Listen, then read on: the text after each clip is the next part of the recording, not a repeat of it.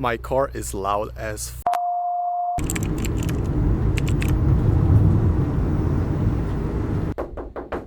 That's what I mean.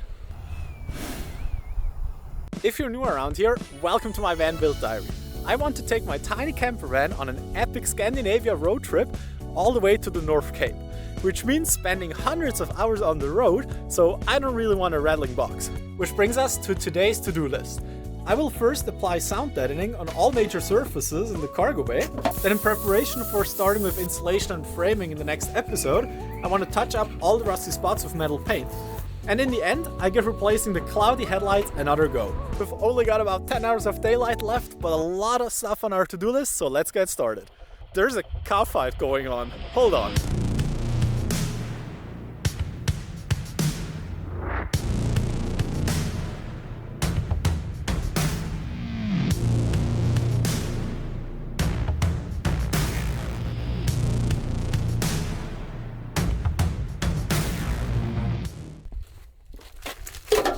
So I ordered some stuff for today's project.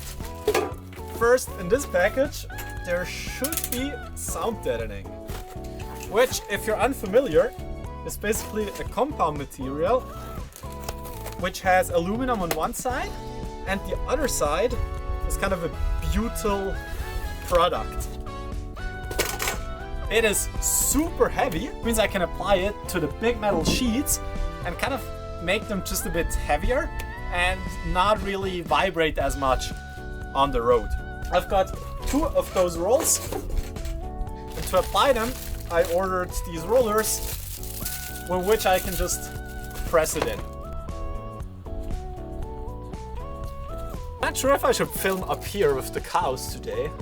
It is so cold and it's super windy, but I think I might give it a go because it's super cute. Maybe there's gonna be some cow content in this vlog. I just hope you don't mind.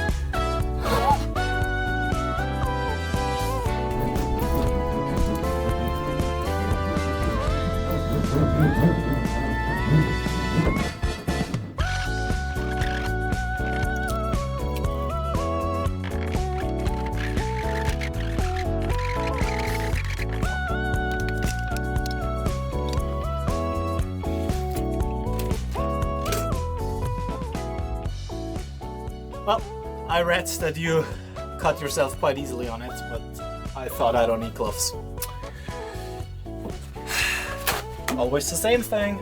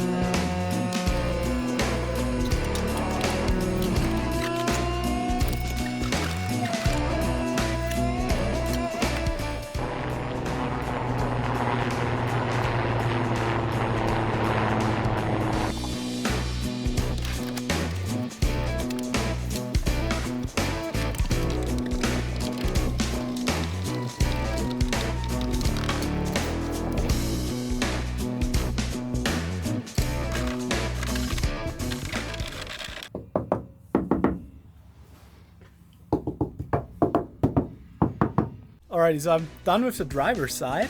Almost finished with the passenger side, only the little sliding door. And I just opened up roll number 2. So I'm not sure if that's gonna be enough. And also, once I put the insulation on, the sound deadening will even be much better because the insulation is kind of a pretty dense, rubbery type anyways. That's also why I'm not gonna sound deaden the floor besides the wheelhouse covers.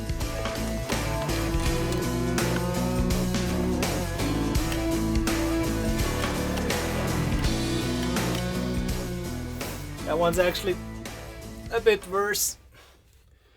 I think it's time for a break.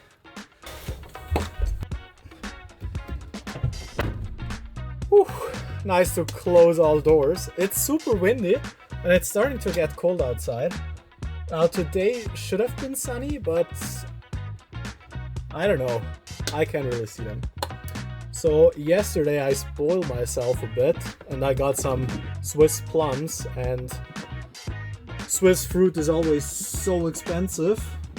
But yeah, local stuff, and it tastes really good. And also I'm kind of on an agricultural road. You are allowed to drive through here. I'm not entirely sure if I could just park and build my van. The forestry guy just went by and he looked really weird at me. As long as they don't kick me out, I guess I'm just gonna stay and eat my plums. Perfect. And while I'm taking a break, have a look at the cows. My camera is way too heavy.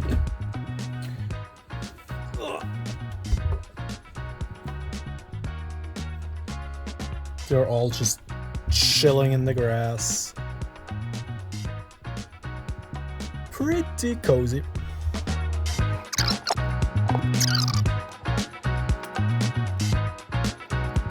Alright, that's it. I'm gonna leave 5 for the afternoon. Now on to sound turning the ceiling. And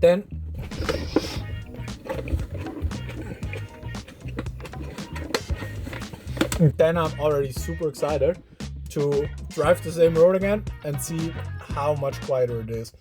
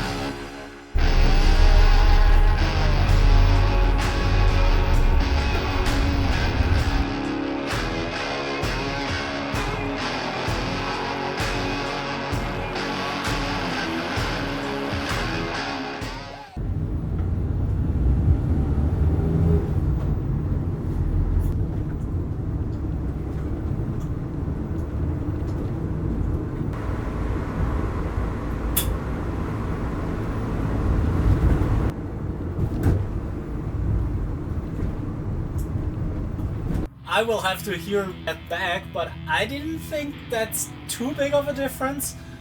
At least not on the kind of nice paved roads. On the gravelish roads, it definitely was less rattly. But yeah, we'll see on the recording. I will do the entire test again once everything is insulated, and then it's gonna be much quieter anyways. But first, it's lunchtime.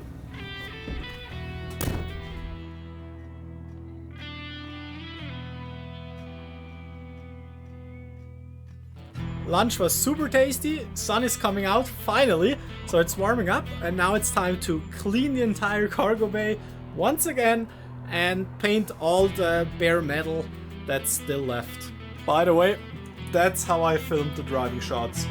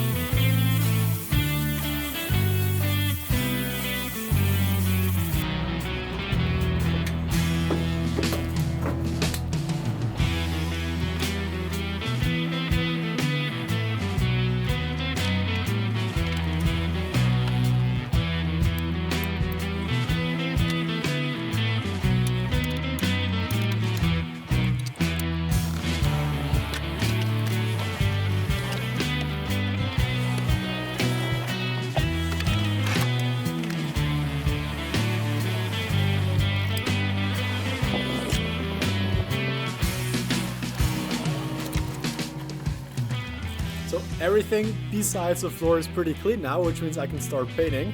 And I used some industrial cleaner, and I just saw that my hands are so blue. It's really weird. Looks like I don't get any blood in there, but I can still feel stuff. Thank God. Yeah, so onto cleaning and then replacing the headlights. Bear with me, I'm already a bit tired. Onto painting is what I meant.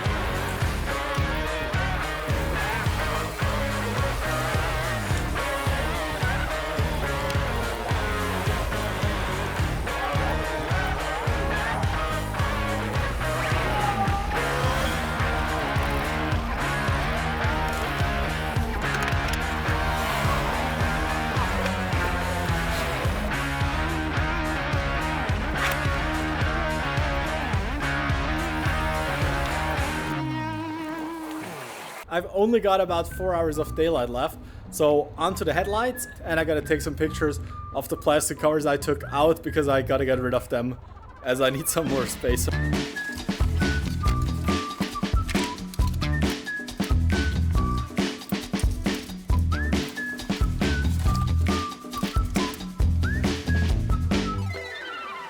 If you're one of the 500 legends that watched episode 4, you already know what the issue is with the lights. If not, then check out the video after this one. But pretty much the lights, I thought they were easy to remove, but there's a screw from the front down here. And gotta be honest, I still didn't find like a tutorial on how to remove the bumper. But apparently there's lots more screws that I didn't find, so I'm gonna give it a go. I have almost 3 more hours to do that, and I'm at home, so if anything goes wrong, I could just leave the car without lights. So yeah, we'll see. On that note, thanks a ton for watching this far.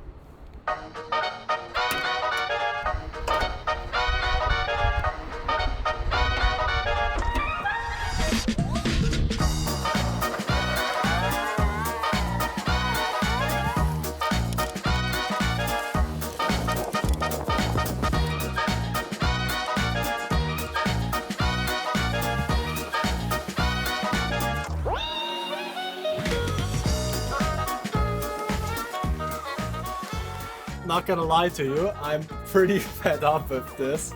I think I'm gonna call a mechanic friend, because I just can't imagine that would be such stupid engineering, right? I mean, you have like 5 accessible bolts, and then there's one that's hidden here, and this panel is attached to this one. Then you have bolts that attach this panel to this one from below, but there's no space here to access those bolts. So then you could say, well, you need to take off the entire panel. But the entire panel, I don't think that's... So either I'm the stupid one here, which I start to believe, or it's the engineers.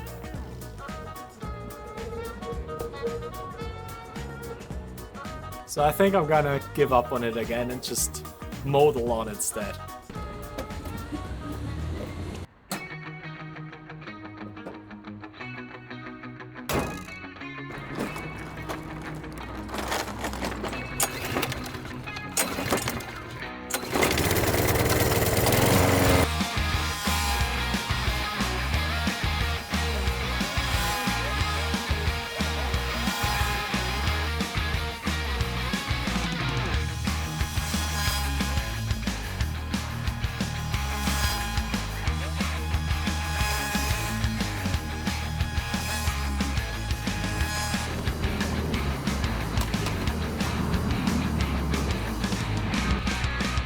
Alright, so good news and bad news. I just got a text from the mechanic friend. Let's start with the good news. I'm not a complete idiot. Apparently you really have to take off the bumper, and to take off the bumper you need to remove the wheels, and you pretty much need a lift to do that. Once again, lights have to wait.